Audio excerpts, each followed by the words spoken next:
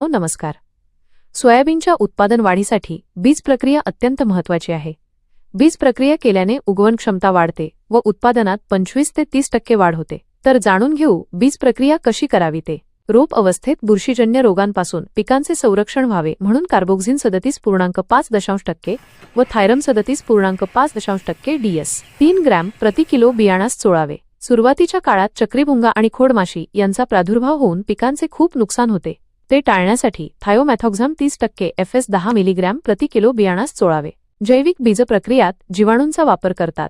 Rhizobium जीवाणू हवेतील नत्र शोषून घेतात व स्फुरद विरघळणारे जीवाणू म्हणजेच PSB पिकांसाठी स्फुरद उपलब्ध करून देतात. रायझोबियम व स्फुरद विरघळणारे जीवाणू यांची प्रत्येकी 250 ग्रॅम प्रति 10 किलो बियाणे या प्रमाणात बीजप्रक्रिया करावी किंवा 10 मिली जीवाणू संघ आवश्यकतेप्रमाणे पाण्यात मिसळून प्रति किलो बियाणास चोळावे व बियाणे सावलीत वाळवून पेरणीस वापरावे. बीजप्रक्रिया यंत्र वापरल्यामुळे जलद व अधिक परिणामकारक बीजप्रक्रिया करता येते.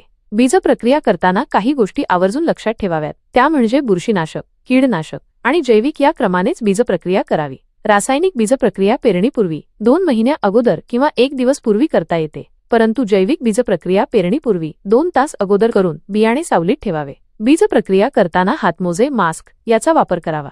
बीजप्रक्रिया केलेले बियाणे जनावरांना खाण्यासाठी देऊ नये.